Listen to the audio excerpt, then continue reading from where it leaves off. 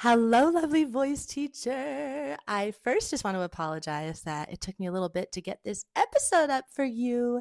I actually lost my voice last week. So weird.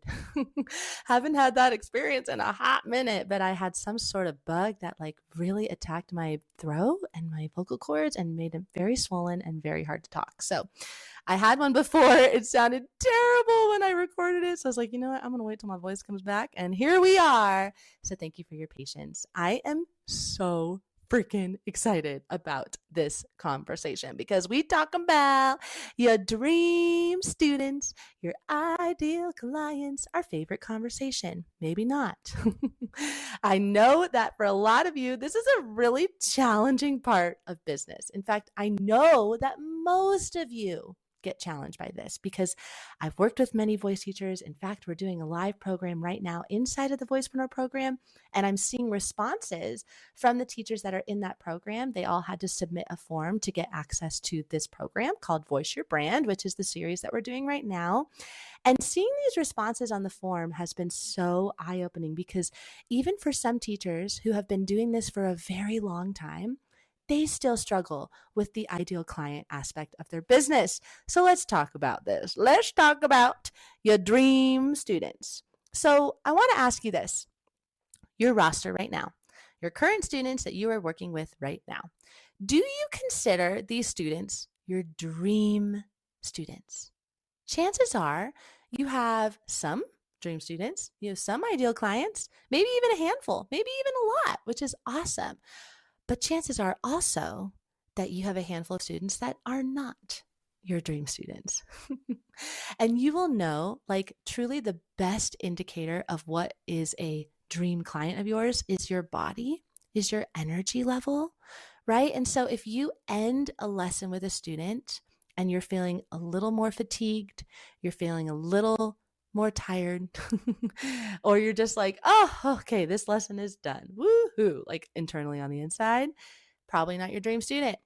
If you are looking at your calendar and you see that this student is on your calendar that day and you have that tinge of in your body where you're like, it's not that it's not that you don't like the person and you're not excited to see them, but there's definitely not that oh my God, I get to teach that student today. Holy shit, I'm so excited, right? There's not that energy as well. That is your indicator, my friend. And there is no shame in the fact that you may have some clients right now in your studio that are not your dream students. That is okay. I also want to encourage you in this episode, especially, to really start honing this in. Okay. I want to share that it is not crazy to have a studio filled with your dream clients. I know this to be true because I have done this over the last, I want to say 7 years. It might be like 5 to 7 years, somewhere around there. But literally the last 7 years, every single student, every single client that I have worked with one-on-one, whether it's a voice student and they're coming into my studio or on Zoom, or it's a voice teacher, you all, every single client has been a dream client. I'm not even exaggerating. And it's because of two things. Number one, I'm very quick to say no. I'm very quick to say no to what is not in alignment for me, even if that means I'm losing the money and I'm losing the student. And this is something that you can work towards. You can actually do it literally today if you wanted to. Full permission, full stop. If there is someone in your studio that is draining your energy, they are not worth it.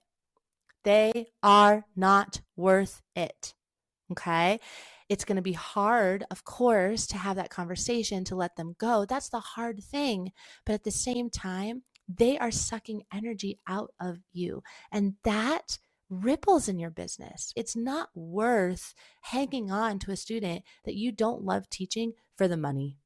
It's just not. And so the whole point of this is to expand you. We're going to take everything up a notch, okay? Because here's the reality. Your dream students, the ones that you really do love working with, they are online looking for you right now. They are online looking for you right now. And that was the second thing that I was going to say. And the reason why I exclusively teach my dream clients is because online branding and marketing is so freaking important. So the second thing is your brand, your marketing, your messaging. So for me, my messaging is so damn clear in who I teach and who I don't teach. And I mean, think about this from the voice teacher perspective, right? In terms of like, you are all my clients. I don't help voice teachers as my dream client. Voice teachers are not my dream client. My dream client for voice teachers are the voice teachers who are burned out, the voice teachers who have a full studio, who are looking for more time, money, freedom, who want to scale, who want to find other creative, innovative ways of making money beyond the one-on-one. Can I help a voice teacher fill up their studio with students and get students? Of course, I have that skill set. I know how to do that. I like teaching that, but they're not my dream clients. My dream clients are actually not those students who are trying to fill their studio. It's the opposite. And so I have that laid out for my voice teacher clients, and I also have the same thing for my voice student clients. But what I'm trying to say here is that the branding and the messaging and the marketing is so damn clear. And that is so important because your dream students are online right now looking for you. They are looking for you. This reminds me of a story. It just popped up in my head just now, so I have to share it. Of a story a few months ago where it was spring break in March, and we were looking for things to do for my kids because we always have the week off, and it's that infamous week where everybody goes on vacation, so everything's really expensive. And we were like, we're not going to go somewhere because it's so expensive to travel, so let's stay home. And I find this flyer at the coffee shop, the local coffee shop, that says that they're doing spring break music classes for 4 and 5-year-olds, which is perfect for my son Cadence, who's almost 5. I'm so freaking excited about this. I see this flyer and I'm like, oh my gosh, I'm going to reach out. I'm going to sign him up right away. And I go to sign him up and they had already canceled the class. They had already canceled the class. And this is 3 weeks before the class, might I add. It wasn't like right before the class. It's like a few weeks before the class. They canceled the class because they didn't have enough signups. And that broke my heart. Okay, that broke my heart. I was actually literally looking for something like this. And if they had put a little bit of effort into posting this stuff, let's say online, because they didn't. They only put up one flyer in the coffee shop. They didn't post anything online. They didn't post in our Facebook group. They didn't post there's so many places that we could have found out about this music class during spring break, but they didn't have the brand and the marketing to back it up. They didn't get the students enrolled, and then they had to cancel the class. And the worst part about it is not even that they canceled the class, but it was for people like me who genuinely wanted that class. Like I was like mad at them for not doing their job.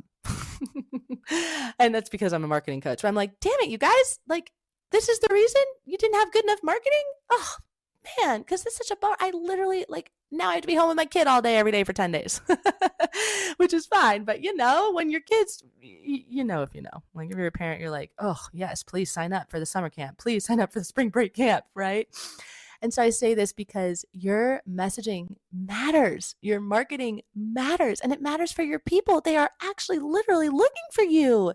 They want to work with you. And here's the other thing. They don't need convincing.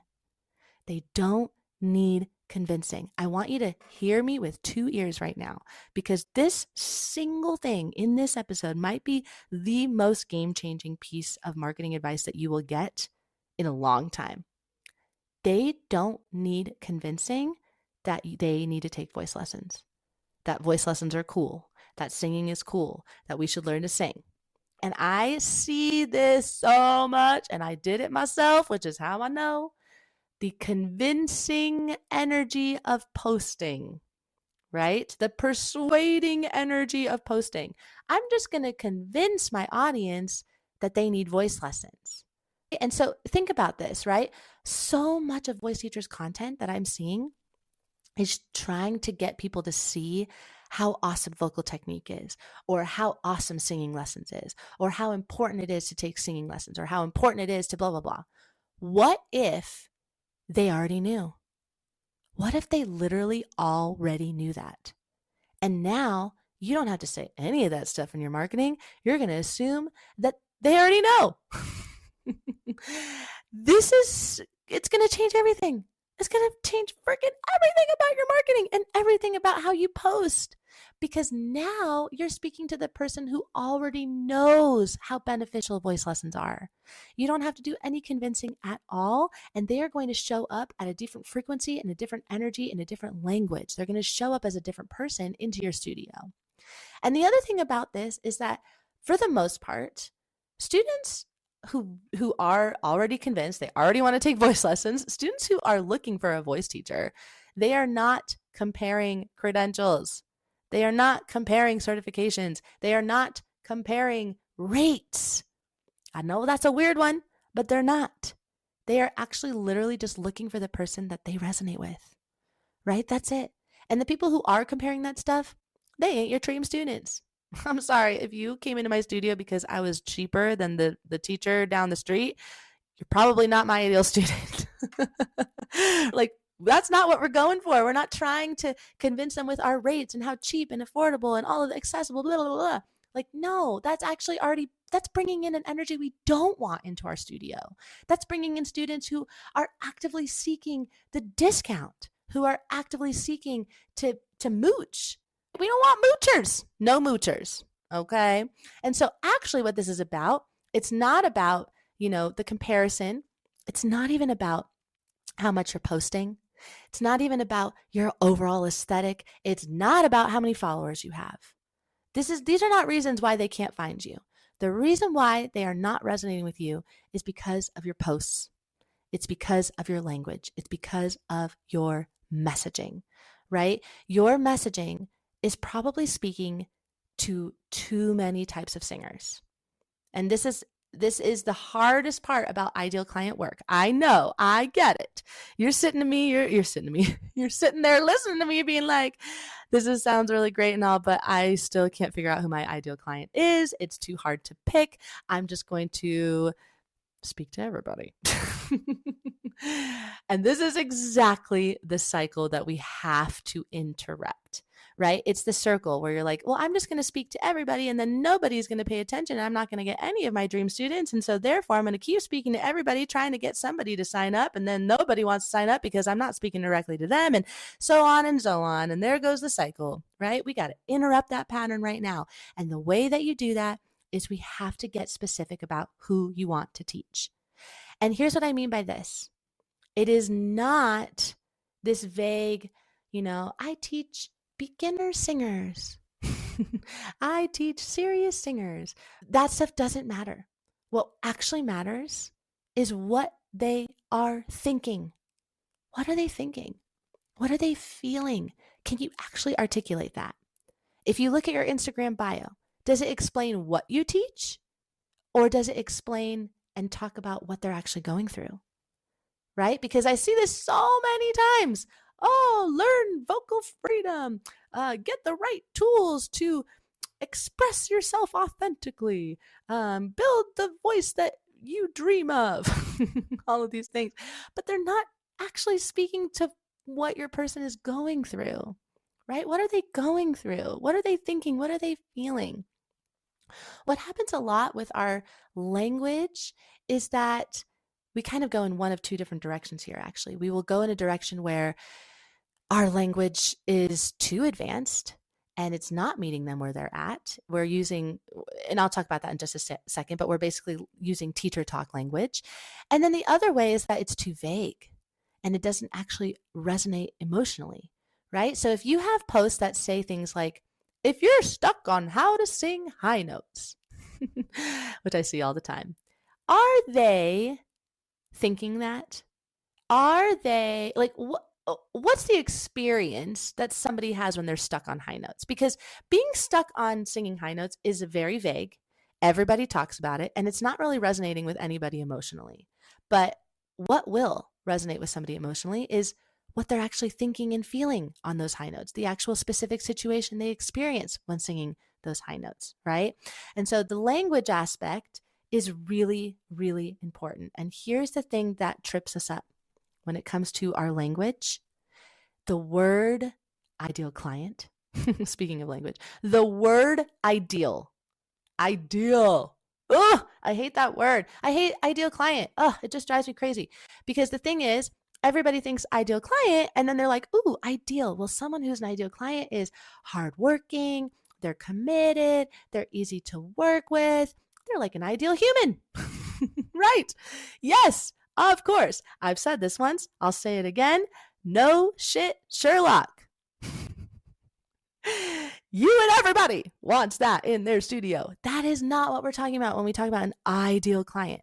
We're talking about what are their thoughts and what are their feelings. Not who they are, but what are they experiencing, right? Because describing your dream student as adults who want to build vocal confidence, that could be true, but it's completely useless. And it doesn't tell you anything about what to actually write, how to actually create posts that resonate deeply with your student, that makes them look at that post and go, oh my God, I need to go and click on this profile and see everything that they're all about, but also who is this person and how did they read my brain? How did they read my journal? How do they know what's going on in my mind? Right? There's a difference between adults who want to build vocal confidence and the singer who's been performing in her car her whole life and is finally ready to do something about it.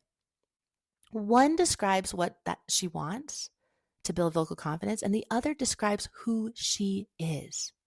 And that is very different. That is the level of specificity that someone goes, oh my God, they're talking about me. So when it comes to your language, I want you to really, really ask yourself, am I speaking like a voice teacher does, or am I speaking like my student does? Because there is a big old difference between saying things like develop coordination between your head voice and chest voice. Develop coordination between your head voice and chest voice versus, because again, let's think about this for a second. Are they walking around going, gosh, if only I could develop coordination between my head voice and chest voice? No, they're not. That is voice teacher talk. You are thinking above them. You're talking above them. And the reason why is because you're trained to. Voice teachers talk and think in a different way because we are trained to, but they are not. Your students are at a different level. They're at a much lower level than we are. And so we have to speak their language.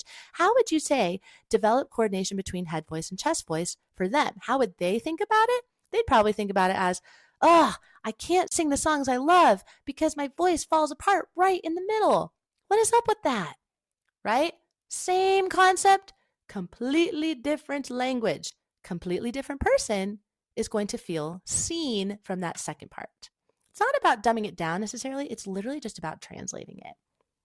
That's what's most important here. And so I want you to know that your students are out there looking for you, and everything comes back to your language and how you are resonating with them. I want you to imagine truly having a studio filled with people that you genuinely can't wait to see, because that is the reality that happens when you actually start getting specific with your messaging and your marketing. You will suddenly have an entire studio full of clients that you are like, oh my God, every single one of you I fucking love. I cannot believe that you are my dream client, and a whole roster filled, right? They come, they're ready to do the work. And even on the days that they're not ready to do the work, the connection is so real that you still have an incredible lesson with them, right? They applaud you when you raise your rates. They literally are like, woohoo, you did that. You deserve that. I'm so happy that you did that. I'm not kidding. That actually does happen. It really does. And genuinely, there's just no drama. Like very, very, very minimal drama. And I wouldn't even use the word drama. Like the drama that we are used to having with parents and clients, gone, completely gone, dissipates the moment that you actually start teaching exclusively your dream students. It's not a fantasy, my friend. It really is a reality. And I know that because I'm living it. And that's why I'm sharing it. The most important thing that you can do is specify who you want to reach, who you want to teach, and get in their heads and get in their brains and their hearts and their minds and their brains, their minds, their hearts, their bodies, their feelings, their thoughts. You have to actually live their experience. Right? And this is what we're doing inside of Voice Your Brand right now. Inside of Voice Your Brand, we're in module 2, which is all about going into the depths of your dream student. And let me tell you, there are teachers who are in this program right now who have been teaching for 20 plus years who are getting so much clarity around this work. And when you have the clarity around this work and you actually know how to articulate this and you know how to bring it into your messaging and into your brand, this is truly the most life-changing thing that you can do for your business.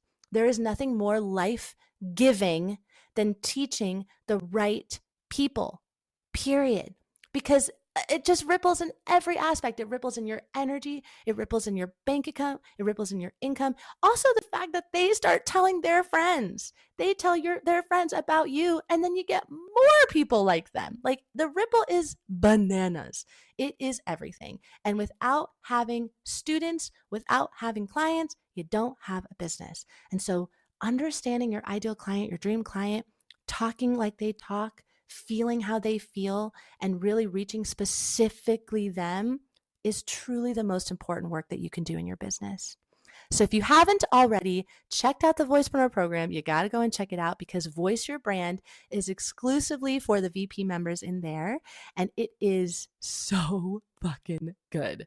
We leveraged AI. We are like, it is so simple, so good. I made these trainings as absolutely binge worthy as possible and really like action oriented, so that by the end you are so damn clear about who your people are and how to create content that speaks directly to them.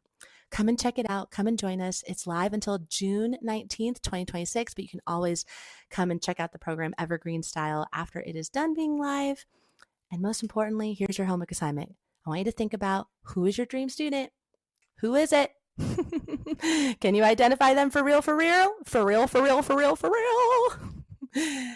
And let's take it from there. I'm so excited to hear how this lands. Let me know on Instagram. Send me a DM. Who is your dream student? Tell me a little bit about their thoughts and feelings. And I can't wait to catch you in part 3.